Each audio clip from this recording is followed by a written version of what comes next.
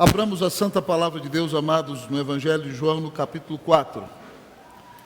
Até a semana passada eu preguei em Atos, capítulo 14. O Senhor me deu a bênção este ano de expor metade do livro de Atos. Agora nós vamos parar. Outubro nós teremos alguns pregadores especiais pregando na igreja e eu não poderei dar sequência também no livro de Atos, então nós vamos parar a exposição em Atos 14. Talvez no segundo semestre do ano que vem nós voltemos a partir do capítulo de número 15. Hoje você vai ler comigo João capítulo 4, a partir do versículo de número 19. João capítulo 4. Eu convido a igreja a que se coloque de pé.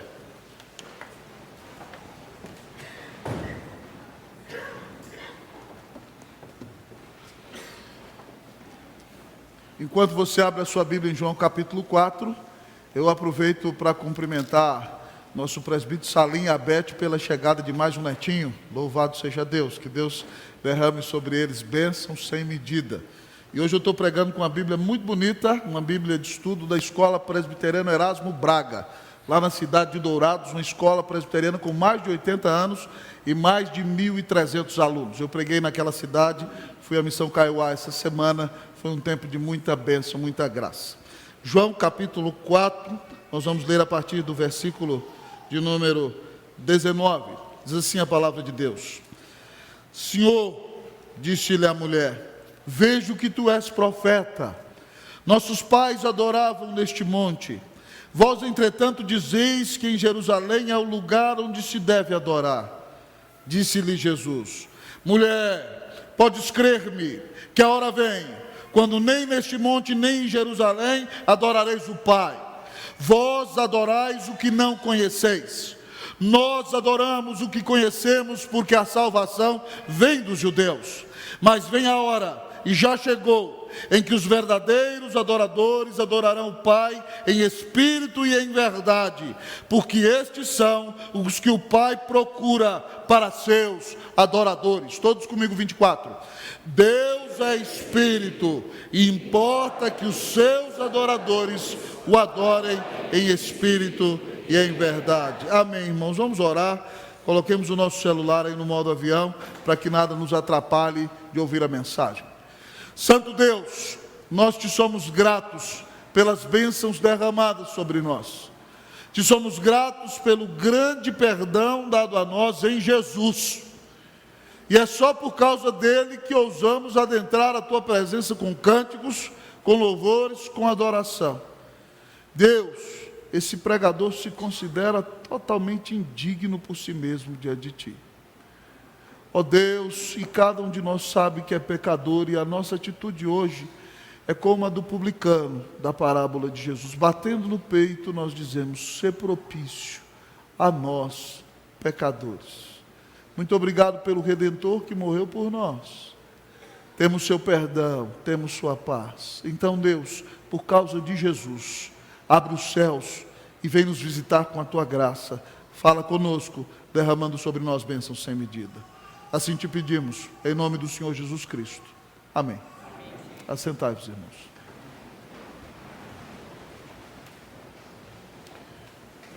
Hoje nosso coral completa 106 anos e nos perguntamos como adorar a Deus.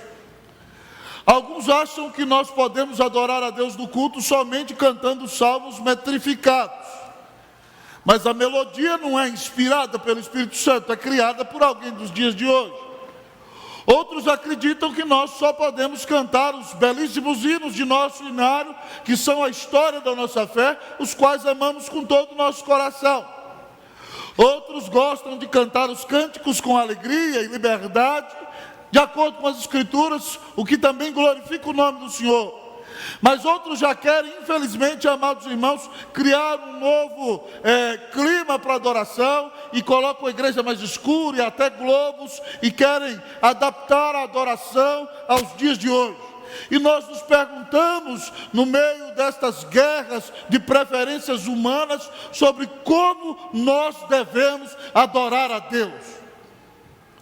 Nesse texto, Jesus, voltando de Jerusalém, passa, amados irmãos, na cidade samaritana de Sicar. Meio-dia os discípulos vão comprar o almoço. Vem uma mulher que é adúltera, já teve 5 maridos e agora está em adultério com outro homem. E ela não tira água no mesmo horário que as outras de manhã, porque ela será desprezada. Ela vem tirar meio-dia água do poço. O poço é milenar, foi aberto por Jacó. Jesus pede água para a mulher. Ela fala: você é judeu, como é que você pede água para mim, sendo mulher e samaritana? Porque os samaritanos são brigados com os judeus. E Jesus vira para ela: se você conhecesse quem está falando com você, você ia pedir uma água viva e você nunca mais ia ter sede. Ela fala: o senhor não tem com que tirar água do poço, como é que o senhor tem essa água? Ele fala: a água que eu tenho para dar para você, se você beber, você nunca mais vai ficar com sede. Ela fala: me dá dessa água, senhor. Ele fala: chama seu marido e vem cá. Ela fala: não tem marido. Jesus fala para ela: é verdade, você já teve 5. E agora esse que você tem nem seu marido é.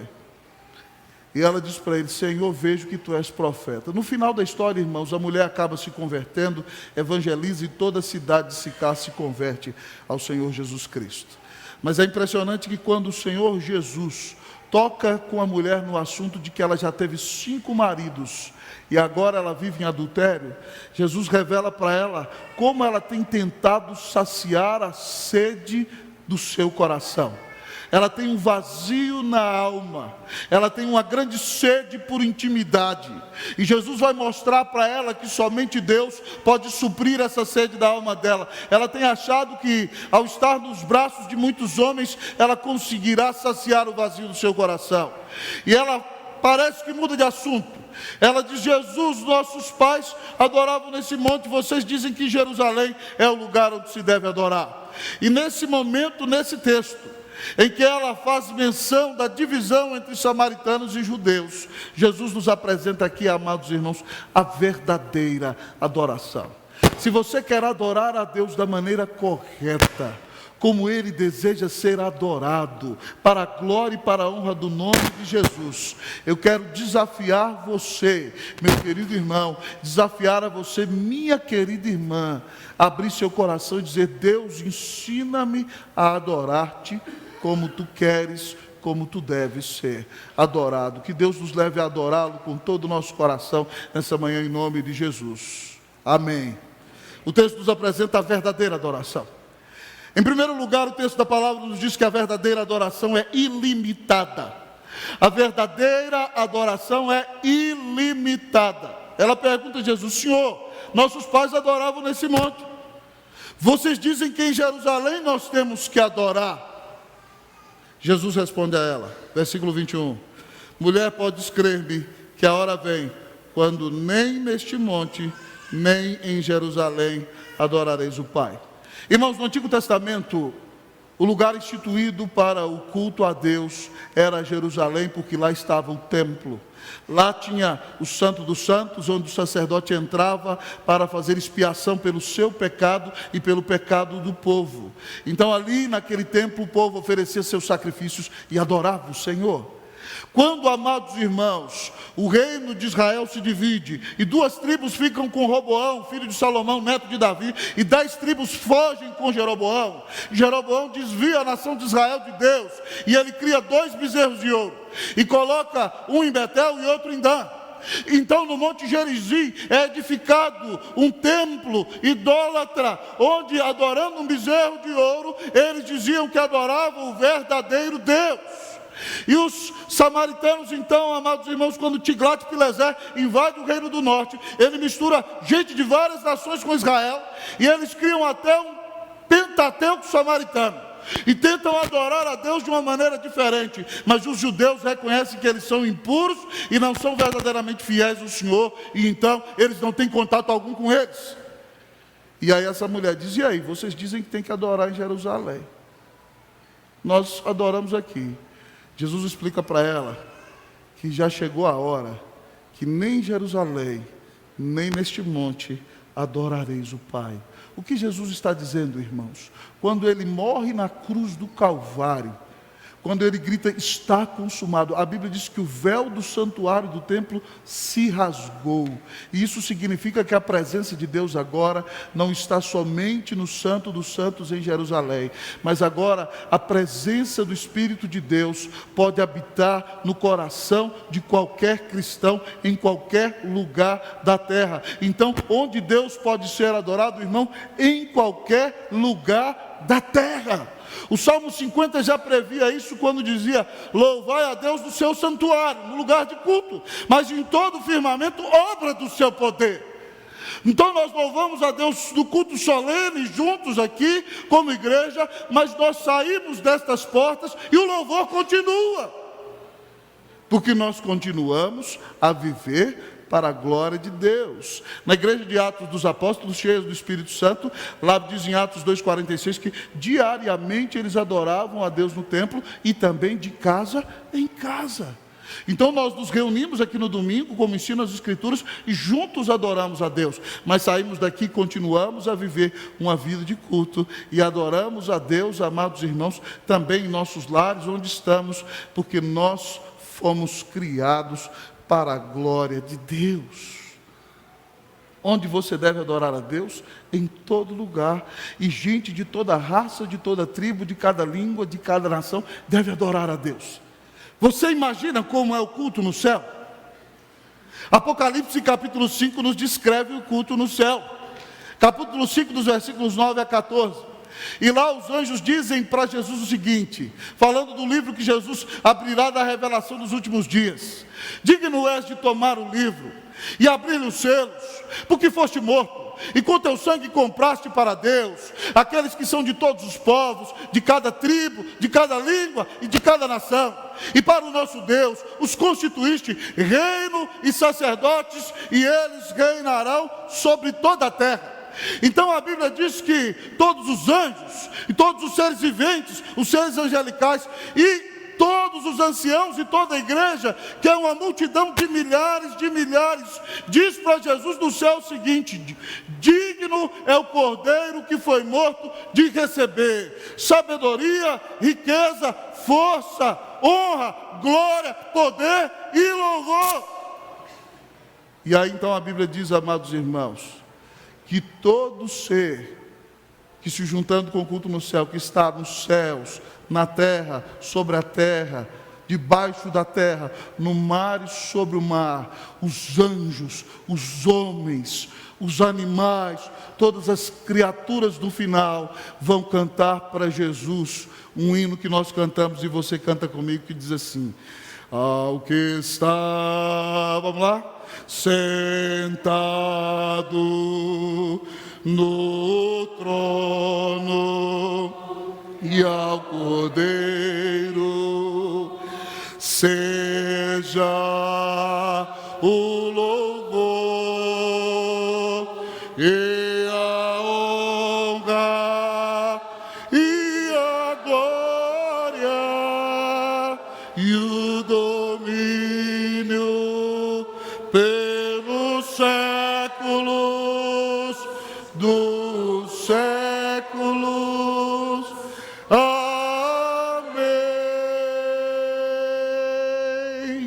Gente de cada raça, de cada tribo, de cada língua, de cada nação, os seres angelicais, toda a criação dá glória ao nosso Redentor. É por isso que nós pregamos o Evangelho, irmãos, nesta cidade. É por isso que nós pregamos o Evangelho neste país.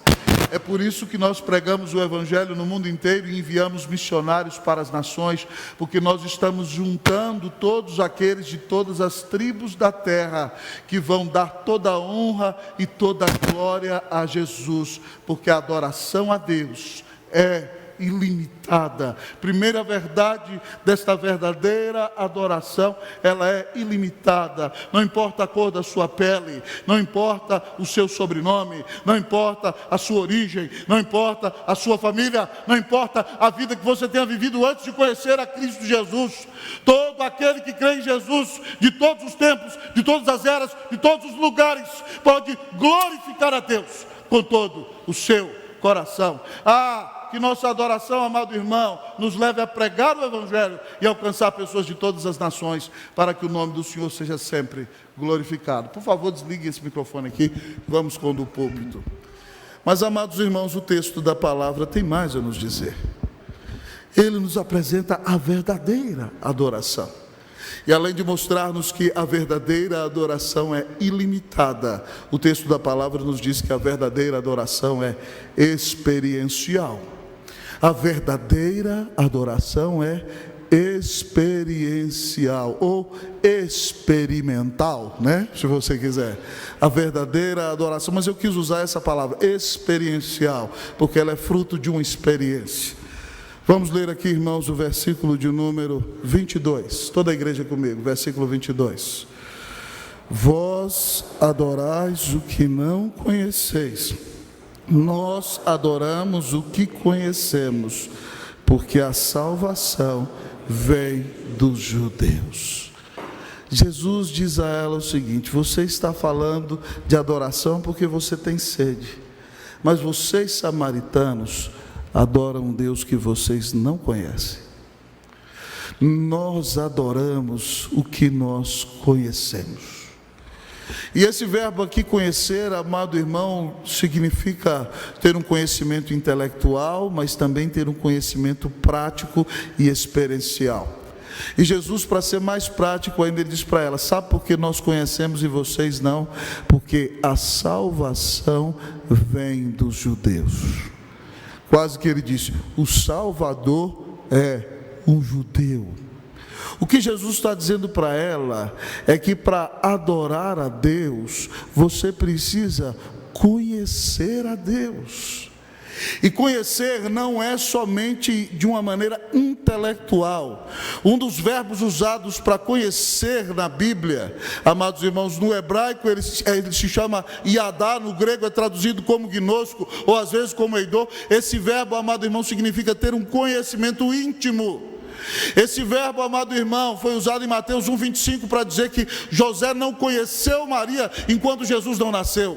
Ele não teve um relacionamento de homem, de marido e mulher, intimidade sexual com Maria, até que Jesus nascesse. Só depois que Jesus nasceu, que José teve o seu relacionamento de intimidade com a sua esposa.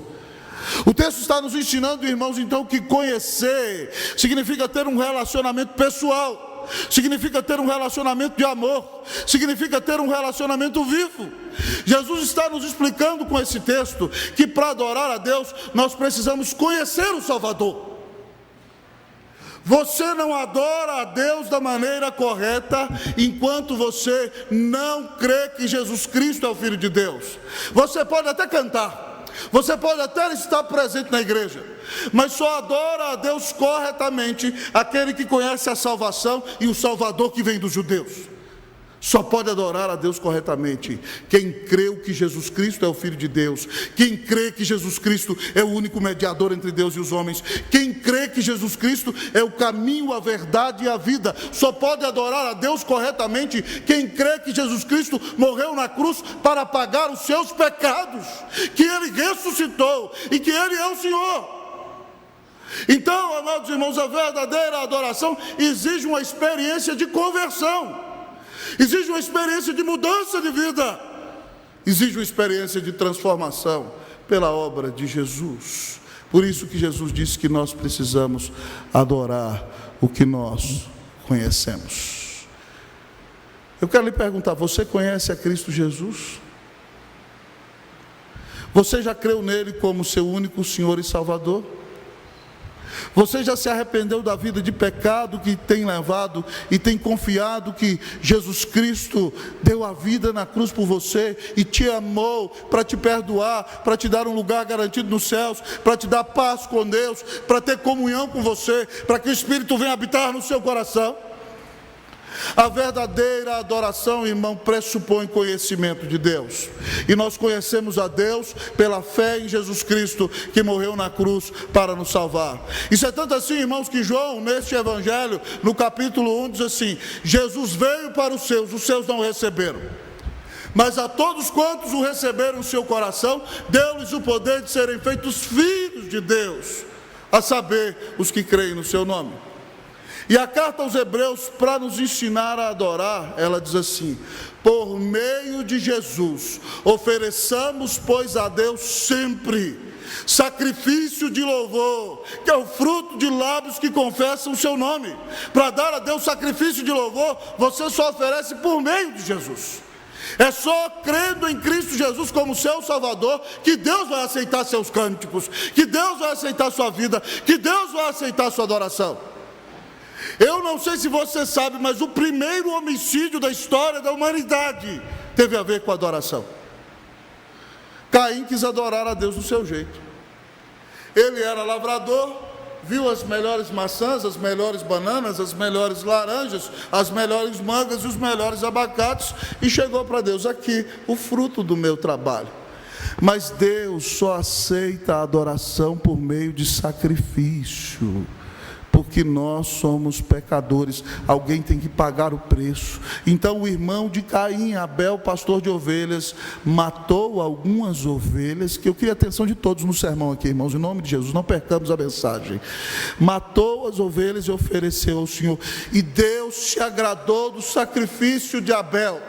E Caim ficou com inveja e matou o seu irmão no campo, porque Deus aceitou o sacrifício de Abel e rejeitou o sacrifício de Caim. Por que Deus aceitou o sacrifício de Abel? Porque nós somos pecadores, sangue precisa ser derramado. Então, amado irmão, Deus aceita a nossa adoração, porque o sangue de Jesus foi derramado na cruz para pagar os nossos pecados. Então, se você quer se tornar um verdadeiro adorador, nessa manhã, em nome de Jesus, se arrependa da vida que tem levado, peça perdão a Deus pelos seus pecados e diga: Senhor, eu creio que Jesus Cristo é o Filho de Deus, eu quero que Ele venha morar no meu coração, eu o recebo como meu Senhor e Salvador, eu quero viver para Ele todos os dias da minha vida. E a Bíblia diz que se você receber assim o Senhor e crer nele, você será salvo, será perdoado, será declarado justo no tribunal de Deus, será reconciliado, se tornará amigo, será adotado como filho de Deus, será selado pelo Espírito Santo que morará dentro de você, e você se tornará alguém que tem comunhão viva com o Pai. A verdadeira adoração, amados irmãos, é experiencial. Eu rogo a Deus que você que está aqui tenha uma experiência de transformação, de conversão, em nome de Jesus. Amém. Mas, irmãos, a verdadeira adoração, além de ser ilimitada e experiencial, diz o nosso texto que a verdadeira adoração é espiritual. Não se preocupe que a nossa hélice não vai voar, e Deus está falando com você, não é na hélice do ventilador, é no sermão. Fique ligado, meu bom irmão. A verdadeira adoração, amado irmão, é ilimitada e experiencial, mas a verdadeira adoração é espiritual. Olha o que o texto diz, versículo de número 23: mas vem a hora, e já chegou, em que os verdadeiros adoradores adorarão o Pai em espírito. Até aqui. 24 também diz: Deus é espírito, e importa que os seus adoradores o adorem em espírito. Irmãos, Deus, quando fez o homem, nós somos uma unidade diante de Deus, mas Deus, quando fez o homem, diz a Bíblia que Ele fez o homem do pó da terra. Então o Senhor o moldou com suas mãos, e aí então havia um corpo, o corpo de Adão. Mas depois daquele corpo, amados irmãos, diz a Bíblia que o Senhor soprou nele o Espírito. E quando Deus soprou nele o Espírito, então ele se tornou alma vivente. Então nós vemos que o ser humano diante de Deus é uma unidade, mas é composto de uma parte imaterial e de uma parte material. É isso que a Bíblia ensina. Então nós somos seres espirituais. E Jesus, ensinando essa mulher, a mim e a você adorar, Ele diz: vem a hora, e já chegou, em que os verdadeiros adoradores adorarão o Pai em espírito. Então você que está aqui não é só matéria. Dentro de você há uma alma, dentro de você há um espírito. E você então adora a Deus com o seu corpo, mas adora a Deus desde o âmago, desde o íntimo, desde o mais profundo do seu ser. A sua adoração é espiritual, porque você também é um ser espiritual. E Jesus diz mais, Ele diz que o próprio Deus é espírito. Deus é Espírito, diz no nosso catecismo, irmãos, Deus é Espírito eterno, infinito, imutável em seu ser, sabedoria, poder, justiça, santidade, verdade e bondade. Deus é Espírito. Então, se nós queremos adorar a Deus, nós adoramos com o nosso espírito. O que significa isso, irmãos, na prática? Que a minha adoração tem que nascer do âmago do meu coração e tem que ser realizada com todo o meu ser. Mas eu também adoro a Deus na dependência do seu Espírito Santo, que me selou, que habita em mim, que mora no meu coração, que fala comigo nas Escrituras. Eu tenho que adorar a Deus com todo o meu coração. É por isso que eu falo com você no momento de aviso, que você não pode cantar no culto de maneira displicente.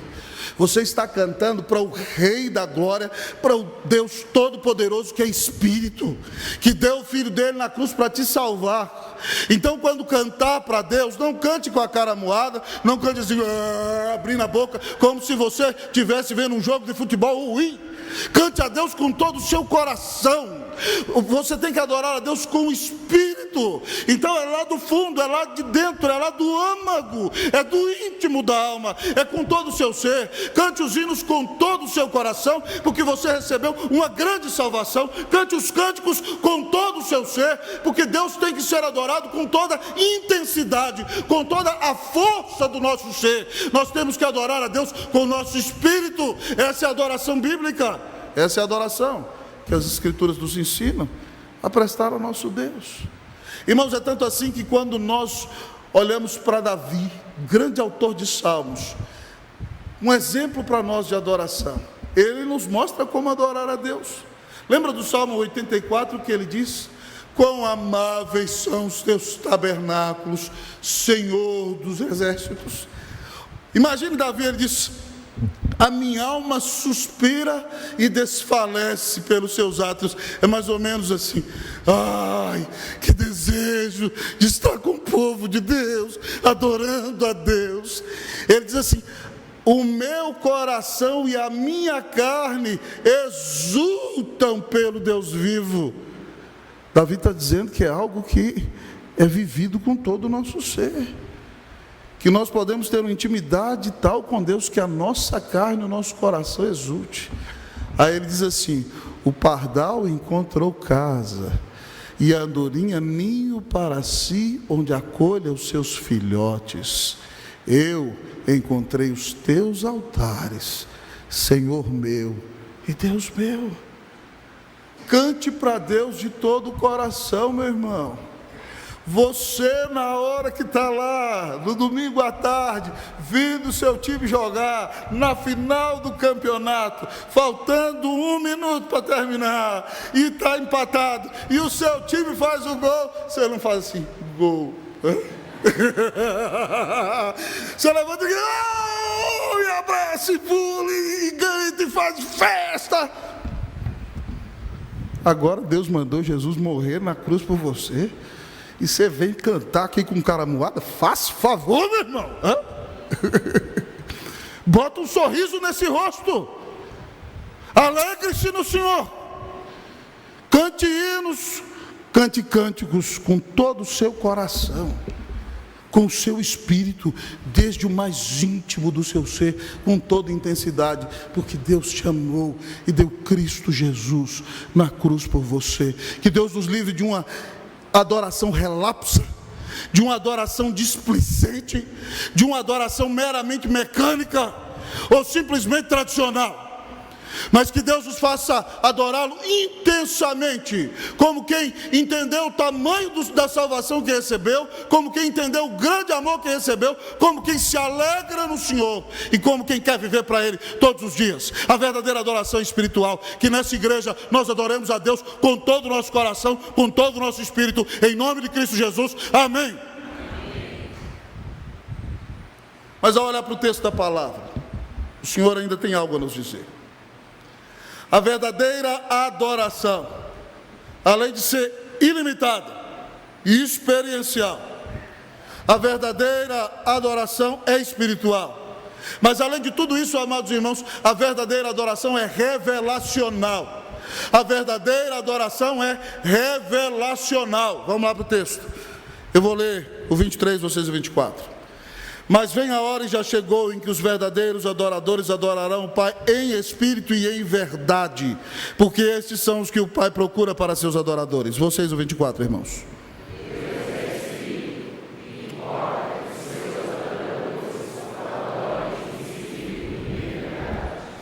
Nós adoramos a Deus em espírito, mas diz o texto 2 vezes que nós adoramos a Deus em verdade. E obviamente que verdade aí tem 2 significados. Verdade significa sinceridade. Nossa verdade, nossa adoração não é falsa. Nossa adoração não é hipócrita. Nossa adoração não é mentirosa. Ela é sincera. Mas por que ela é sincera? Porque ela nasce na verdade.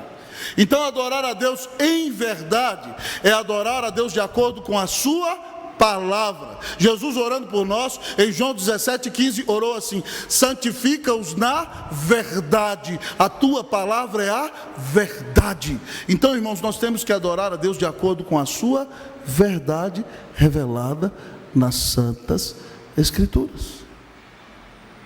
Nós não fazemos coisas conforme a nossa própria cabeça, mas nós adoramos a Deus conforme Ele ensina na sua palavra. Nós não entramos aqui dando pirueta e dando estrelinha e gritando que nem um maluco, porque isso não está na palavra. Tem igreja aí hoje, irmão, que o pastor entra de moto no meio do culto. Por que a gente não faz isso? Porque isso não está na palavra. Mas a palavra diz assim, batei palmas todos os povos. E nós somos presbiterianos, e presbiterianos mais que tradicionais são bíblicos. Então, nós não gostamos do motoqueiro no culto. Eu abomino isso, sou presbiteriano, isso é desordem. A Bíblia diz que Deus tem que ser adorado com decência e ordem, falando do culto lá em Corinto. Mas a Bíblia não diz que é proibido bater palmas num cântico, por exemplo. Pelo contrário, a Bíblia diz, batei palmas todos os povos. Nós podemos usar palmas rítmicas para glorificar a Deus? Sim. Isso é antibíblico? Não. Você não gosta? Fazer o que, irmão? A gente não faz o que as pessoas gostam, a gente faz o que a Bíblia diz. O nosso compromisso, se eu sou presbiteriano de verdade, meu compromisso é com as Escrituras e com a palavra de Deus. Então nós temos que adorar no culto com decência e com ordem. Por isso que o culto presbiteriano é assim, irmão. Você vê que tem um momento de adoração, tem um momento de contrição, tem um momento de gratidão, tem um momento de edificação e de consagração. É tudo ordenado. O povo deve pensar, não, esses presbiterianos são malucos por organização. Não, irmão, a Bíblia manda adorar com decência e com ordem. É por isso que essas irmãs estão muito elegantes aqui, com essa beca. Nenhuma irmã chega aqui na frente com decote de fora, porque Deus é adorado de maneira decente. É com decência. A gente vem, se veste dignamente, porque nós não chamamos atenção nem para nós, nem para a nossa roupa. Nós queremos dar toda a glória a Deus, conforme as Escrituras. Então, meu irmão, que nessa igreja nós zelemos pela palavra e adoremos sempre conforme a palavra, porque Deus fala conosco na palavra. Pastor, como é uma igreja então que adora conforme a palavra? Colossenses explica para nós isso, amados irmãos. Colossenses diz lá no capítulo de número 3, a partir do versículo 16, o seguinte: habite ricamente em vós a palavra de Cristo. Ele mostra essa igreja: instruí-vos e aconselhai-vos mutuamente em toda a sabedoria. Então a igreja cheia da palavra é a igreja com instrução bíblica e aconselhamento bíblico. Ele diz, entoando e louvando a Deus com salmos, hinos e cânticos espirituais, com gratidão em seu coração. Então nós podemos cantar os salmos metrificados? Sim, podemos e devemos. Nós devemos cantar os nossos hinos, que são poesias. Sim, devemos cantar os nossos hinos com todo o coração. Nós podemos cantar os cânticos? Sim, cantemos os cânticos com todo o nosso coração, com salmos, hinos e cânticos espirituais, com gratidão em nosso coração. E tudo que fizerdes, seja em palavra, seja em ação, fazei-o em nome do Senhor Jesus, dando por Ele graças a Deus Pai. Então ele diz que a gente no culto tem ensino bíblico, na igreja tem aconselhamento bíblico, bíblico, tem cânticos, hinos, salmos bíblicos, e a gente sai daqui para viver uma vida bíblica, para a glória e para a honra do nome de Jesus. A verdadeira adoração é revelacional, é de acordo com a santa palavra de Deus. Nós não inventamos, nós obedecemos o que Deus revelou em sua palavra.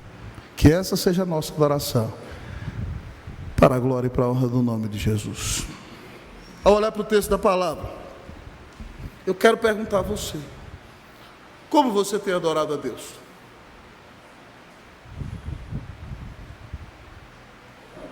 Como você adora a Deus nessa igreja? Displicentemente?